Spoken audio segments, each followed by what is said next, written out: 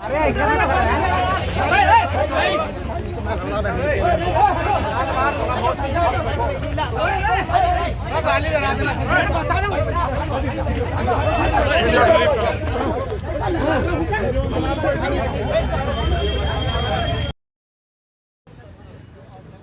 के शाहीन बाग थाना पर इस वक्त मैं मौजूद हूं। परवेज मेरे साथ मौजूद हैं। क्या हुआ था, पूरा मामला ये बताइए। एक न्यूज़ चैनल का डिबेट था कालिंदी कुंज पार्क में। बढ़िया डिबेट चल रहा था, ओखला के मुद्दों पे चल रहा था, ओखला के विकास पे चल रहा था। जिस तरह से यहाँ बदहाली है, आम आदमी पार्टी का पार्षद है, आम आदमी पार्टी का विधायक है, आम आदमी पार्टी की सरकार है और मुख्यमंत्री है, तो जाहिर सी बात है सवाल आपसे ही पूछे जाएंगे। लेकिन इतना तिलमिलाए हुए हैं, ओखला को इतना बर्बाद कर दिया है कि अगर इनसे सवाल पूछे तो ये गुंडागर्दी पे उतर जाते हैं। सारे पार्टी के लोग थे, किसी ने कुछ बदतमीजी नहीं करी, लेकिन वाजिद अपने पूरे गुंडों के साथ वहाँ आया था। और गुड्डू भाई जो इंडियन नेशनल लीग के नेता हैं, यहाँ से विधानसभा चुनाव लड़ चुके हैं 2015 में, यहाँ से पार्षद का चुनाव लड़ चुके हैं, उसको बेरहमी से पीटा गया। उस 55 साल के व्यक्ति को ज़रा सा भी एक बार नहीं सोचा सिर्फ उनका कसूर क्या था। उनका कसूर सिर्फ इतना था कि आम आदमी पार्टी के पार्षद से सिर्फ इतना पूछ दिया कि ओखला में गंदगी कब खत्म होगी, जगह जगह जो कूड़ा है वो कूड़ा कब खत्म होगा, सड़कों में जो गड्ढा है वो कब ठीक होगा, जो यहाँ भ्रष्टाचार हो रहा है एमसीडी के नाम पे वो कब खत्म होगा।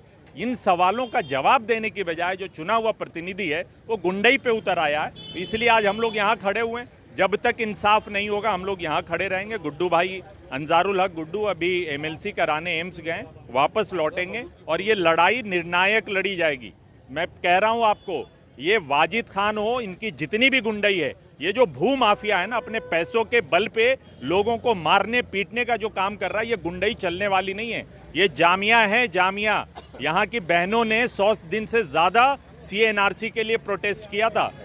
यहाँ शरीफ लोग रहते हैं, अगर शरीफ बदमाशी पे आ जाए तो ऐसे ऐसे बदमाशों को बिल में घुसा देंगे। आखिर ऐसा क्या सवाल पूछ लिया कि वो इस मार पिटाई पे जो है उतारू हो गए? मैंने बताया तो आपको भाई, गुड्डू भाई ने सिर्फ इतना पूछ दिया पार्षद जी से कि यहाँ के गड्ढे कब ठीक होंगे, यहाँ जिस तरह से कूड़ा जगह जगह कूड़ा फैला हुआ है, कूड़ा कब उठेगा, और कहीं ऐसा तो नहीं कि इन कूड़ों को उठाने में भ्रष्टाचार हुआ है, इसकी जांच होनी चाहिए। बस ये बात इतनी मिर्ची लगी इनको।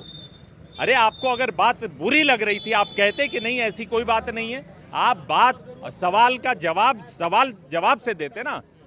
आप जुबान की लड़ाई जुबान से लड़ते। लोग मौजूद थे वहाँ पे भाजपा के भी लोग थे, वहाँ पे जनता दल यूनाइटेड के भी लोग थे, वहाँ एक्सपर्ट भी थे, वहाँ पत्रकार भी मौजूद थे, कई लोग मौजूद थे, वहाँ ओखला की आवाम भी मौजूद थी। लेकिन जिस तरह से डिबेट में वाजिद खान अपने 25-30 गुंडों के साथ आया, वो साफ पहले से लग रहा था कि लड़ाई का मुद्दा है, मन है उनका, क्योंकि लोगों के जायज़ सवाल का जवाब देने के लिए उनके पास है नहीं। जो आदमी 5 साल से छुपा हुआ था, सड़कों पे नहीं दिखा, वो आज क्या जवाब देता? तो उसके पास सबसे आसान रास्ता यही था, झगड़ा करके बहस को ख़त्म करने का। देखिए, इलेक्शन की तैयारियां जो है शुरू हो गई है एमसीडी की, और भी लोग मौजूद हैं। क्या है पूरा मामला और किस तरीके से देख रहे हैं इसको? देखिए, मैं वहीं पे मौजूद था और ये वाजिद खान की पहली हरकत नहीं थी। आपको याद होगा 2016 में जब यहाँ ओखला में डेंगू से 260 लोग मर चुके थे, उस वक्त हम लोग एक प्रोटेस्ट कर रहे थे, उसमें भी ये वाजिद खान मुंह पे कपड़ा बांध के आए थे और वहाँ पर इन्होंने सैयद तासीर अहमद, जो शाहीन बाग प्रोटेस्ट के हीरो कहे जाते हैं, उनके ऊपर हमला किया था। उनकी नाक तोड़ दी थी, उनका सर फोड़ दिया था, इन्होंने इस बुरी तरह से उनको मारा था। इसके अलावा वाजिद खान का एक आपराधिक इतिहास है। अगर उस इतिहास की बात करें तो सरकारी नूरनगर सरकारी स्कूल के टीचर थे, उनको इन्होंने किडनैप कर लिया था, जिसका मुकदमा हाई कोर्ट में चल रहा है। वाजिद खान ने इससे पहले यहाँ पे और कई लोगों के ऊपर किया। एक आशू खान यहाँ के सोशल एक्टिविस्ट है, उनके घर के ऊपर जाकर के वाजिद खान ने अपने गुंडों के साथ गोलियां चलाई थी। वाजिद खान इसने इस इलाके को पूरा नरक बना दिया। अगर आपकी औकात नहीं, आपकी हिम्मत नहीं, अगर आप बोलिएगा तो ये आपको पीटेंगे।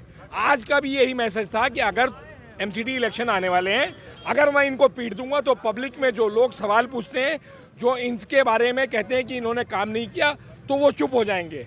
लेकिन वाजिद खान की गलतफहमी है। अगर वाजिद खान को इस बात से में पे ज़रा भी शर्म है तो उनको फ़ौरन थाने आकर के यहाँ आकर के माफ़ी मांगनी चाहिए अंजारुल हक गुड्डू को करके, और आइंदा दोबारा से जो इस तरह की पब्लिक लाइफ में जिस तरह की गुंडागर्दी फैलाते हैं वो नहीं है। हम भी देखेंगे कि वाजिद खान अब यहाँ पे गुंडागर्दी करने के बाद किस तरह से यहाँ रह पाएंगे।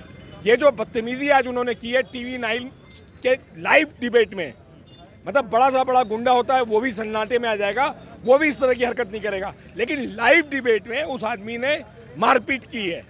मतलब इतना हौसला बढ़ गया है, इतनी इनके पास पता नहीं कौन सी पावर है, या तो इनके ऊपर मोदी जी का हाथ है जो इनको इतनी बुरी तरह से कर रहे हैं, क्योंकि इनके जितने भी कुकर्म हैं यहाँ इनके कुकर्म के ऊपर कोई एक्शन नहीं होता है।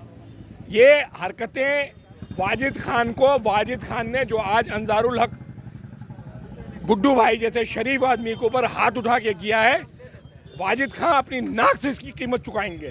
पुलिस से क्या कार्रवाई की मांग कर रहे हैं? पुलिस अभी उनको लेकर के गई है MLC कराने के लिए, और जब तक वाजिद खान गिरफ्तार नहीं होंगे, उनके पुराने जितने केसेस हैं उनके ऊपर एक्शन नहीं होगा, उनको तड़ीपार नहीं घोषित किया जाएगा इस इलाके से, हम लोग नहीं जाएंगे इंशाल्लाह। देखिए कालिंदी कुंज 9 नंबर पार्क की जो पार्किंग है वहाँ पर जो है TV9 भारतवर्ष की डिबेट का प्रोग्राम चल रहा था और लाइव चल रहा था ये। यहाँ पर पूर्वांचल एकता मंच के शकील अहमद भी मौजूद हैं। किस तरीके से देख रहे हैं लगातार जामिया नगर में जो है वारदातें बढ़ती चली जा रही हैं क्राइम की, और अब तो नेता भी इसमें जो है बढ़ चढ़ कर हिस्सा ले रहे हैं? मैं इस मिसरे से बात शुरू करूंगा कि ज़मी खा गई आसमां कैसे कैसे। ये जो तकब्बुर और घमंड है ना, ये जो हराम की दौलत जब आती है तो गुरूर भी बहुत आता है। और सवाल तो अभी गुड्डू भाई ने तो एक आम इंसान की तरह पूछा था, सवाल तो अब शुरू होता है। सवाल तो किया ही जाएगा और अब जवाब तो देना ही पड़ेगा कि ओखला में शरीफ लोग रहेंगे, कानून रहेगा या गुंडे रहेंगे। इन्होंने जो माफियागिरी कर रखी है ना पूरे इलाके में, अब इनको इसका जवाब भी देना पड़ेगा कि इन माफियाओं के भरोसे, इन माफियाओं के खौफ से ओखला के लोग जिएंगे या कानून का राज चलेगा। तो हम मुतालबा करते हैं आपके ज़रिया कि इन पर सख्त से सख्त कार्रवाई होनी चाहिए और इनकी गिरफ्तारी होनी चाहिए, और इनके जितने स्याह कारनामे हैं उसकी जांच होनी चाहिए, और जितने माफियागिरी इनकी है इसकी भी जांच होनी चाहिए, ताकि ओखला में शरीफ लोग रह सकें। अभी इन्होंने बदमाशों से बदमाशी की है ना, शरीफों की बदमाशी अब इनको समझ में आएगा कि शरीफों से उलझने के बाद बदमाशों का क्या हशर होता है।